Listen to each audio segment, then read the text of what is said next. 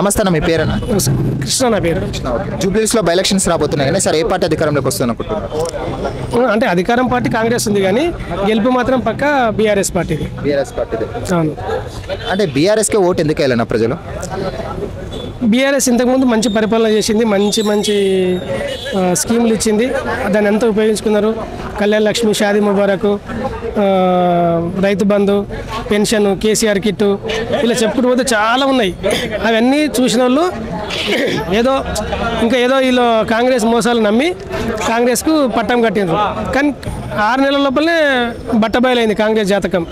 ఆ విషయంలో అంతా ప్రజలంతా గట్టిగా మేము మోసపోయినాము, ఈసారి కాంగ్రెస్ మీద మోసం చేయాలని చెప్పి పకడ్బందీతో తయారైనారు. కానీ అప్పుడు మాగంటి గోపీనాథ్ గారు ఉన్నారు కాబట్టి ఆయన ఫేమ్తో గెలిచారు. ఇప్పుడు ఆయన లేరు కాబట్టి వాళ్ళ సతీమణి ఎప్పుడు బయటికి రాలేదు, ప్రజల్లో తిరగలేదు కదా, ఆమెకు ఓటు ఎందుకు వేయాలన్నా?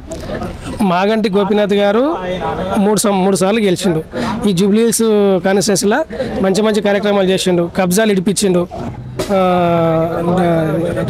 డ్రైన్స్ ఏమన్నా ప్రాబ్లం ఉంటే కంప్లైంట్ ఇచ్చిన వన్ డేకి క్లియర్ చేస్తుండే. ఇప్పుడు మీరు చూస్తారు కదా, ఈ హైదరాబాద్ మొత్తం చుట్టుముట్టు మొత్తం చూసుకు ప్రతి రోడ్డు మీద డ్రైన్ నీరే వారుతుంది. ఎవరు సంతోషంగా లేరు. అదే అభిమానంతో మాగంటి సునీతమ్మ గారిని గెలిపిస్తారు. బీజేపీ పార్టీ మమ్మల్ని గెలిపిస్తే ఒక అవకాశం ఏంటి, మేము సెంట్రల్ నుండి నిధులు తీసుకొని వస్తాము, సెంట్రల్ నుండి తీసుకొని వచ్చి డెవలప్ చేస్తామని వాళ్ళు అంటున్నారు, ఏమంటారు? అయితే ఇంతకుముందు ఇదే మాట దుబ్బాకల రఘునందనరావు గారు చెప్పిండ్రు. వాళ్ళ కూతురు చెప్పింది, నేను డాక్టర్ అయ్యి నేను హాస్పిటల్ పెడతాడా అని చెప్పి. రఘునందనరావు నేను 1000 కోట్లు తీసుకొస్తా అని చెప్పిండు. మరి అప్పుడు బీజేపీ ఉంది, ఇప్పుడు బీజేపీ ఉంది. ఇప్పుడు ఎంపీ ఏం తీసుకొచ్చిండు రఘునందనరావు? బీజేపీ మాట నమ్మనికి ప్రజలకు ఇష్టం లేదు, నమ్మరు బీజేపీ పార్టీని చూసినా కానీ మరి ఊకే టైంపాస్ పార్టీ అన్నట్లు వాళ్ళు బీజేపీకి మాత్రం ఎట్టి పరిస్థితుల్లో ఓటేయరు. ఇప్పుడు అలాగే చూసుకున్నాం అనుకున్నా, ఇప్పుడు కాంగ్రెస్ పార్టీ ఏదైతే అధికారంలో ఉందో వాళ్ళు ఆల్రెడీ మేము రూలింగ్లో ఉన్నాము, మాకు ఇప్పుడు అవకాశం ఇచ్చారనుకో మేము ఇంకా డెవలప్మెంట్ చేస్తామని వాళ్ళు అంటున్నారు. ఇప్పుడు ఊర్లలో గ్రామాలల్లో సర్పంచ్ ఎలక్షన్ అయిపోయి దాదాపు 2 సంవత్సరాలుగా వస్తుంది. ఊర్లో చెత్త బండి తీరడానికి ట్రాక్టర్ డీజిల్ లేదు, ఎక్కడ చెత్త అక్కడనే జమ అయింది. ఈ హైదరాబాద్లో పరిస్థితి అదే ఉంది. అయితే వాళ్ళకి ఏం చూసి మళ్ళీ అవకాశం ఇస్తారు? అధికార పార్టీ ఉంటేంది లేకుంటేంది. ఇప్పుడు వాళ్ళకు 5 ఏళ్ళ అవకాశం ఉంది.